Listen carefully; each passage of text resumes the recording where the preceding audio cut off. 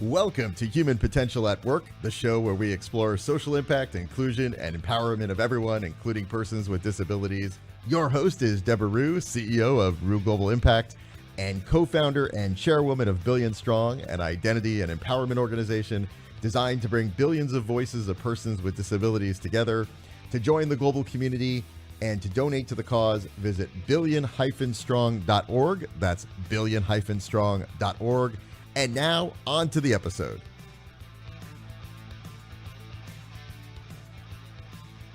Hello, everyone. My name is Deborah Rue, and this is Human Potential at Work. I always try to get the best talent on the shows, and I must say today that my guest, Kathy Martinez, has always made me a little starstruck. She is just amazing.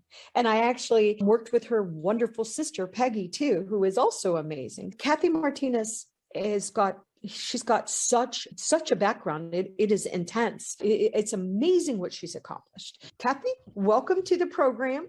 I know you're the president and the CEO of Disability Rights Advocates, but you also are the Honorable Kathy Martinez, which once again, starstruck. But do you mind telling the audience a little bit about Kathy Martinez and your journey? Because it's really an amazing journey. Well, first, thank you for having me on the show, Deborah. It's always fun to spend any time with you that I can, whether it's on Zoom or in person or on the phone or wherever, in a bar. In Egypt, we've met in many countries. I will start as where everybody starts as a kid. First of all, as Deborah said, my name is Kathy Martinez. And yes, I am the proud CEO of Disability Rights Advocates, which is a high impact litigation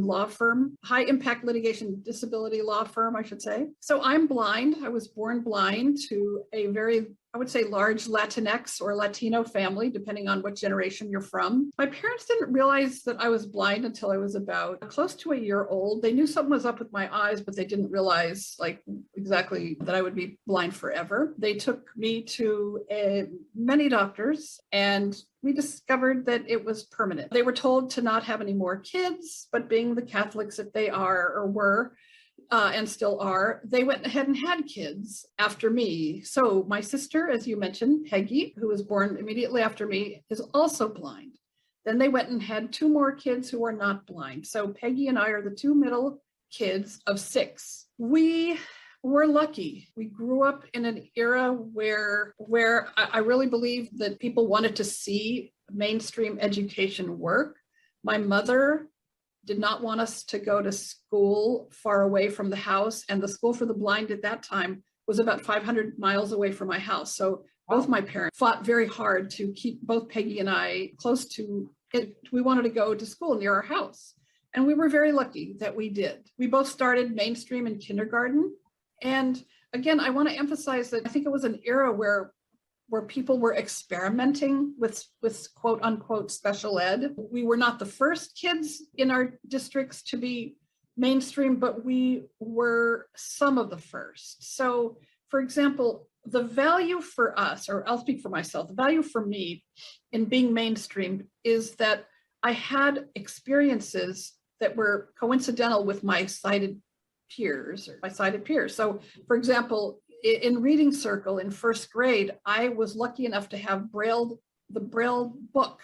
So I could follow along and I could read with the other kids. So I was reading age appropriate material, and they could see that people read in different ways. And you guys can totally edit everything out. I'm just going to keep talking. No, but I love it. I love what you're saying, because it's, in the first place, it's very important to talk about it. And I also want to make a comment about what your parents were told, because I know Peggy, and Peggy is amazing. And she's done amazing work. For them to tell your parents not to have any more children, just because a child is blind doesn't mean a child can have a beautiful, amazing, productive life. I just wanted to say that because you, of course, are a perfect example of that. And so is Peggy. But I am also shocked that you would have a book in Braille and you were able to be reading with your peers. Yeah. That we aren't doing that now always, Kathy. Wow. I was lucky. She was called the teacher for the visually handicapped. She was very tough on all of us. She was we thought she was mean, but now we are blessed that she really was not, she didn't let us get away with anything. And frankly, either did my parents. So I bring up this experience because I think it's really important to understand that when kids grow up with other kids with disabilities, it becomes a natural part of their environment. So examples that I can remember are in unstructured time, the kids came up with what I call authentic accommodations. And I'm stealing that word from Frances West. I will attribute her. Essentially, the kids came up with a way for me to participate in Foursquare or even tetherball, for God's sake. So the ball would come around, I'd get whacked on the head. But for the most part, they figured out how I could serve, how they taught me how to serve, like in badminton and tennis and volleyball and what types of serves, underhand, overhand. So I felt, even though I wasn't like part of the volleyball game, I would be a server on one team. I would be the server all the time. The kids that grow up with disability see it as a natural part of the human condition. And so for me, I was really lucky that I had that experience to have non-disabled kids just I was part of their world. So as I grew up, in Southern California, my parents are originally from New Mexico. And in my story from our last interview about me spending a lot of time in New Mexico in the summers and riding horses and pitching hay and baling hay. And I just loved that life. And when I was about 10, I think I told you I wanted to be a cowboy, but that changed very quickly as I grew up and lived in the reality of coming home after the summers and finding myself in Southern California, where there were lots of strawberry fields. And my parents were the kind of parents that said, come back when the street lights go on. And we were part of that group that would go to a playground around the corner. And I would hear, walking through our neighborhood, I would hear arguments at the strawberry field stations, at the weigh stations, where they would tell the pickers how much they would get for the day, because everybody was paid daily at that point. And I would be so like, God, what is the deal here? These people sound so upset. So that led me into the teenage version, I guess, or the youth group for United Farm Workers. And that sort of started my political career. I would go to meetings. I learned a lot about unions and organizing. But I was the only person with a disability. In those days, there was no iPhones or no computers so I would carry my big old Perkins Brailler around in a backpack because one of the things I could do was call people. So they would read me phone numbers and I could use a phone and I could call. But people didn't really understand my disability. So I left that scene and moved on to the women's movement, where in the 70s, what was that? Hear Me Roar. We were roaring. Right. Yeah, we were roaring. And then I came out as a lesbian in the early 80s, late 70s. And I thought, as much as I think the women's movement's a great thing, and I think they liked me, but I think, again, they didn't know what to do with me because nobody really saw disability as a diversity dimension at that point. So finally, I found the disability rights movement, and I went to in 1977. Although I did not go in the building, I want to make that very clear. But I did go, and that was while I had attended recreational programs with blind people, I had not really understood that there was a burgeoning disability rights movement. And I just happened to land in San Francisco in April of 1977 when I was 18 years old and found this, wow, to me, it was like a Mecca, like I had come home. Because at that point in time, a lot of different communities were supporting the sit-in, the 504 sit-in. So I was outside with people from the Black Panthers, people from the LGBT community, women's community, the unions, the International Association of Machinists were part of it. And I was like, damn, I've come home. This is a place for me.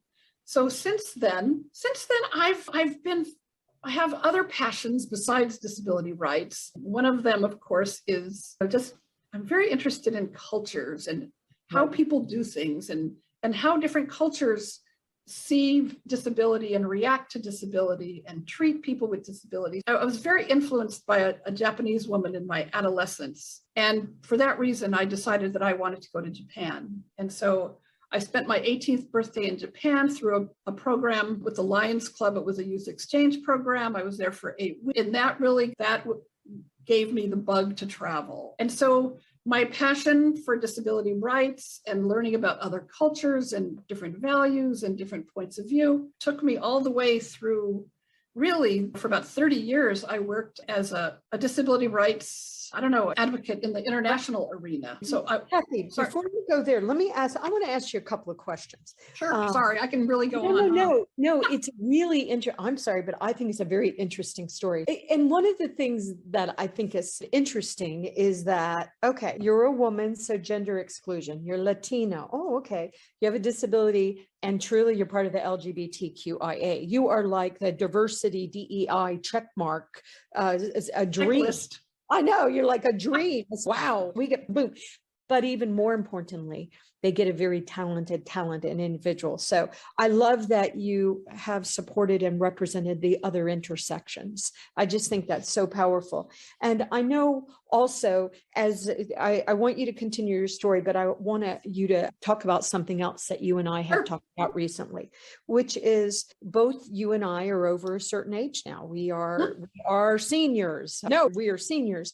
And you and I were talking about what kind of legacy should we give? So now you've had all this beautiful work and we want to talk more about it, but I also want you to talk about what kind of legacy do the baby boomers could the baby boomers leave for the other generations? And you and I had talked about how you very deliberately, but I still want you to continue your story, but whenever you left ODEP, for example, the reasons why you left some of your jobs was to make sure that others could come and take those seats. So I want to, as you're telling the story, I want you to blend that in too. And also, once again, we will make sure that Kathy's other episode is attached so you can see it. And she's been on Access Chat, so we'll include that as well, just so that you can see all the different shows, because she has a really fascinating life. I'm sorry, Kathy, what you do. Okay, sorry to interrupt you. So now you're moving into the next phase. Do you want me to answer your question about legacy? It's up to you. It's up to you. You can do that. Yeah, you can blend it in however you want. But let me just finish the story. International work was very powerful for me because I got to see how people did things differently, and that my way is not the only way, certainly. And I guess I should say one very powerful experience in my life was that my former partner, Kitty Cohn, and I adopted a son.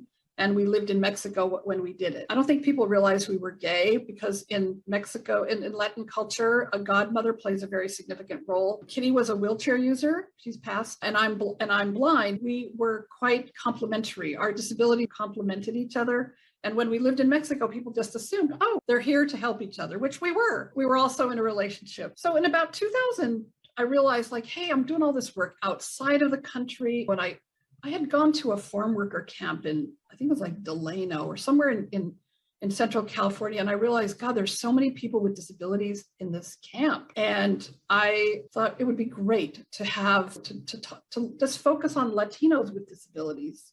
And so fortunately, I was at the World Institute on Disability at the time, and an opportunity came up to write a grant to lead a technical assistance center on different ethnicities and disability. And we won the Technical Assistance Center for Latinos, which we called Proyecto Visión, which had nothing to do with my blindness, by the way. I don't know. A lot of people assumed it did, but it didn't.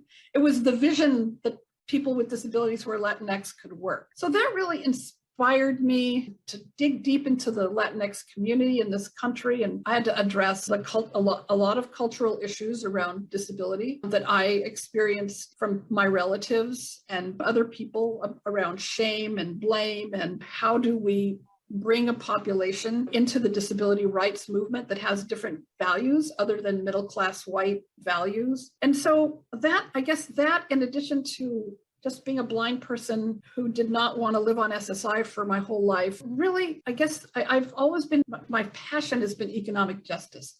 So even as a kid, I would sell people's newspapers to each other. It was a crazy business. But I was always interested in how can I make money? And so I really, that passion carried into my work internationally, looking at how we could do microloans for people with disabilities in Ethiopia and Namibia. And then with Proyecto Visión, how do we get our own Hispanic Chamber of Commerce to hire people with disabilities? And then because of my work in kind of economic justice. In 2009, I was nominated and by President Obama and appointed to the Senate to be an Assistant Secretary of Labor. And that was really like my sweet spot, because I love the idea, if people with disabilities are able and willing and want to be productive, we should have that opportunity. There's many of us who are not able, and productivity is not the answer for everyone. But for me, it was. And I was passionate about furthering our ability to work if we so could and chose to. After that, I decided, okay, we passed Section 503 of the Rehabilitation Act. And I was talking on behalf of the president, encouraging people to get out, work for corporations. And here I'm thinking, here I'm telling everybody else what to do. I should do it. I should, lead it. I think in 2015, it was time. I felt like I did all I could do at the Department of Labor, and it was time to move on. So I went on to Wells Fargo, knowing nothing about financial services, but it was like one of the biggest learning curves of my life. Again, I felt we developed some very good practices, policies, strategies. And in 2020, 2021, again, it was time to move on so that somebody else there's a lot of talent there, they could take the role and do with it what they would do with it. And so finally, here I am at Disability Rights Advocates. It'll be a year in March that I'm here. And I never thought I would lead a high impact litigation disability law firm, but here I am. It's been an amazing journey. So I will stop. And what a powerful journey, because I love the international aspect. I love that, once again, you talked about it the last time you wanted to be a cowboy, but I like that you are ingrained in understanding the cultures too. I think that's really important. And once again, I know you and I have talked a lot about, as leaders, the legacies that we want to leave so that others. One thing that I'm really focused on is, even though I'm neurodiverse and I am part of the community, I think right now representation matters so much more. So having people that don't have to tell you that they have a disability when they come on the stage or in the Zoom room, I think is very powerful. So I'm trying to step back more and make sure that I'm telling other stories. I've always done that, but I'm doing that a little bit more. I'm doing that a whole lot more. We're a grateful community to you, because you're interviewing so many different types of people. And yesterday I interviewed this woman that is amazing, Sarah Kovac, and she's doing the US Today, and it's Gannett and review.com, and they're reviewing assistive technology and adaptive technology. Wow. And they're encouraging writers with disabilities to submit stories. Oh, it's incredible. And she also happens to be part of the community, and she can't use her hands, but she types with her legs, and she's a mother of 3 children, and the children were interrupting the Zoom call yesterday. And it was so funny, because the reality is we all live in our lives while we're working. So we now understand things like that happen, but it's just, the stories are beautiful. And once again, I go back to something you said, don't have any more children. That's just so sad to me that Peggy wouldn't have been born and your brothers wouldn't have been born. Exactly. Peggy is just so amazing and so creative. And I'm sure your brothers are amazing too. And anyway, but I want to know more about disability rights advocates. I know about them. I've been following them for a long time, but they're amazing. They're just doing some really powerful work in the United States. And so do you mind just explaining it? Because they're all lawyers, right? Except you. Well, I'm not a lawyer. I will, yes, I will admit to being a non-lawyer. So Disability Rights Advocates has been around for a long time, since 1992 or thereabouts. It is a high impact disability law firm. We have offices in Berkeley and New York, and our cases really do benefit just millions and millions of people with disabilities. All over the world. Well, I don't know if it's really all over the world, but the precedents are set. For example, we just won a case in New York for somebody who was a teacher, a wheelchair user, who was not able to use the restroom all day as she taught. And we won the case, so that now the New York public schools system, or at least in the Bronx, will make sure that she's accommodated. But also we're thinking of the future. What teacher will go teach in a school if they're a wheelchair user and they know that they can't pee?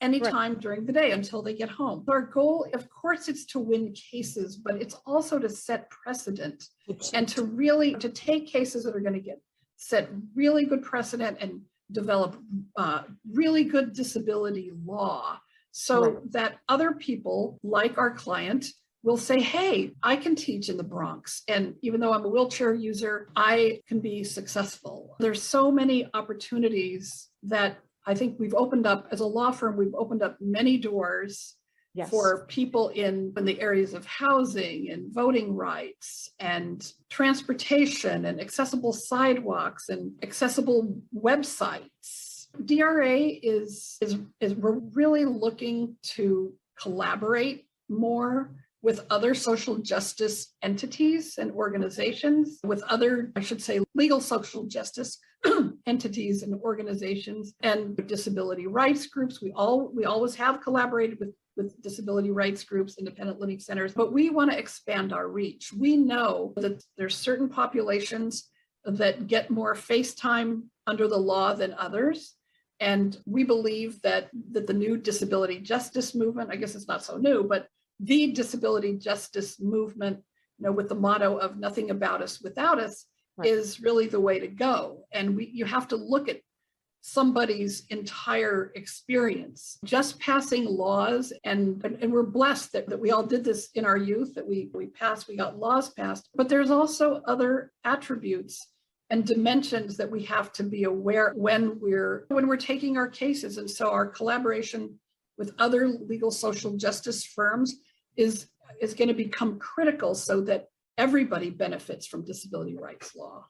I agree. And I would say that, no, you definitely, the work you're doing at Disability Rights Advocates is affecting us globally, because what we see happening is that we do laws here in the United States. The reason why they took the UN with the Convention of the Rights of Persons with Disabilities, they took a lot of the data from the Americans with Disabilities Act. So and I will tell you, Kathy, I know so many of my friends that have disabilities that have done that. They haven't been able to go to the bathroom during the day, so they do this, and they don't drink water before they go to work. It's just ridiculous. It's ridiculous that we're doing this to people still. So I just want to say, what you're doing with disability rights it does impact us globally, because other countries follow our lead, and the UN. That is true. Yeah. So you really are having an impact on everybody. But I love that you are saying that you want to get more involved with other disability organizations and social justice. And because we at Rue Global were fighting a law that was happening in California, and they're like, why do y'all care about this? You're in Virginia. But we're like, because you are going to impact people with disabilities in California, we don't want you to do it. So, and it got written up in the newspaper, and they said, we were just trying to do an emotional plea. We were not trying to do an emotional plea. We were saying, you need to include us and don't mess with the technology and take away our independence. But regardless, but they said, but we went to people and asked with disabilities. Okay, you have to actually go to the right people that know technology and know the laws. And so I think it's just so important that you do what you're doing with the other social justice. But I'm also curious, have you met Judge Wren? She's in Florida, and she does mental health courts.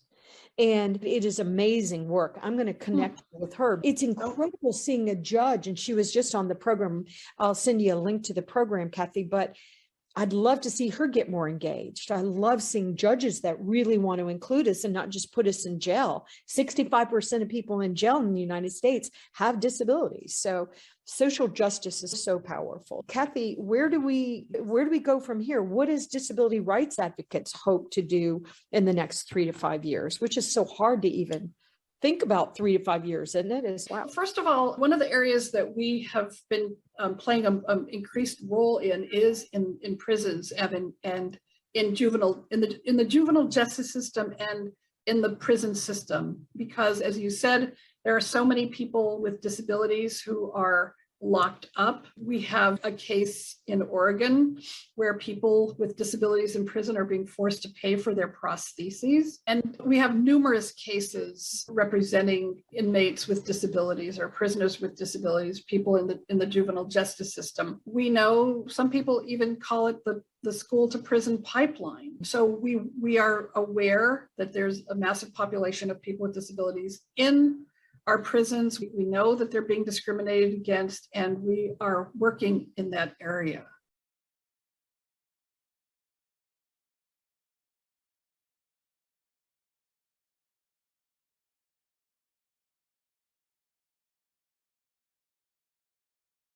For us, I think our goal is to continue to be collaborative with people in the legal social justice movement. They have awareness and stature of ethnic and racial communities, and we have expertise in disability rights.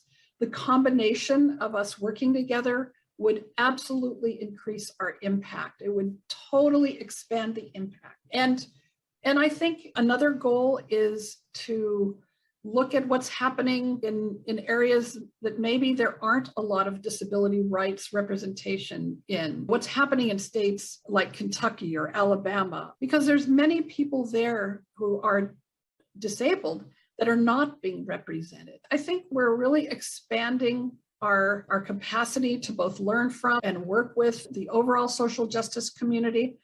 I think we also want to expand the capacity of the disability community, not only by representing them, but by saying, hey guys, these are your rights. If you're interested in filing a case, this is how you do it. This is how you start an investigation. We want to spread the love, right? We have a lot of expertise. We're a very small organization based in Berkeley, New York, but we want to share this expertise so that people can either bring cases on their own, or if they're interested, come to us with ideas for cases.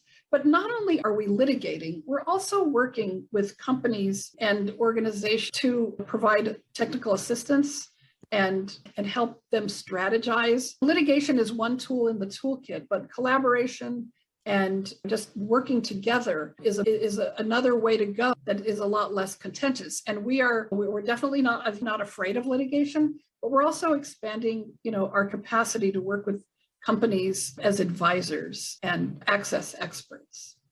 And so when you talk about working with companies, how can companies get behind what you are doing to support your work? Because I know corporations are very engaged in these conversations, and you mentioned Wells Fargo. And so there are other big corporate brands, international brands that do want to make a difference, but how can they help more? There's a lot of agencies out there that are business. We're not advertising as a competitor to like Disability In or National Organization on Disability. But if companies say, hey, we know that we need help, or if we write a letter and say, look, this is XYZ is inaccessible, and if they come to us and say, could you all help us? We're not going to say no. We say, of course, we can help you. And we want you to say yes. We want you. If anybody wants There's enough work for all of us. There really is. And we've got to stop infighting. We have to instead help each other. We have to help each other. And as Kathy and I are both saying, as women over 60, we have to have better legacies, because the baby boomers were staying in our jobs and we're not giving the younger people opportunities. So there's a lot we can do.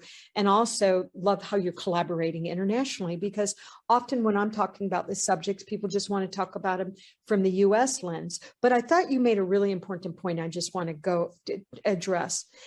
I know that the United States is a confusing place. It's a great place, but it's confusing. And I think sometimes people forget the United States is the United States. It is all about the state. And so even though we have a federal government and everything, each of the states gets to decide what we're going to do. And as you're saying, here in our own country, depending upon what state you're in, you very well might not get good services. I know that I actually moved my family from Florida to Virginia.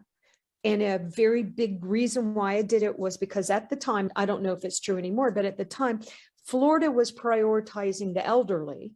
Yeah. not special needs. And so Virginia was doing a better job with special needs. So I got offered multiple jobs in different states. I picked the state that was going to do best by my daughter.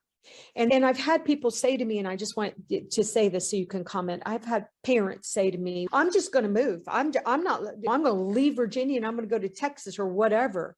But I always say, well, I think I'm going to stay right here and I'm going to fight to make Virginia better because I love living in Virginia. But so I just wanted to throw that at you because I know you've got you can add some good comments to that. State laws are very different, and sometimes people get tired of fighting. But I think the more that people with disabilities are woven into our society, the more people see us as part of the fabric of the human condition. And I think as people age, one way I think to get to people about disability is to make it about them. So everybody's planning on aging. And I think that we have to build a better connection between the work that AARP and organizations that focus on the elderly and disability organizations, because a lot of the issues are the same, not all of the issues. But I think, I think that there are states that are changing their laws. There's states now who no longer allow sub-minimum wage payment. That's a huge change. So I think things are getting better. Hopefully they will continue to, but we at Disability Rights Advocates, are very proud and happy to use the law to make change and like I said, it's a tool in the toolkit of civil rights. We're very lucky that we have that in this country.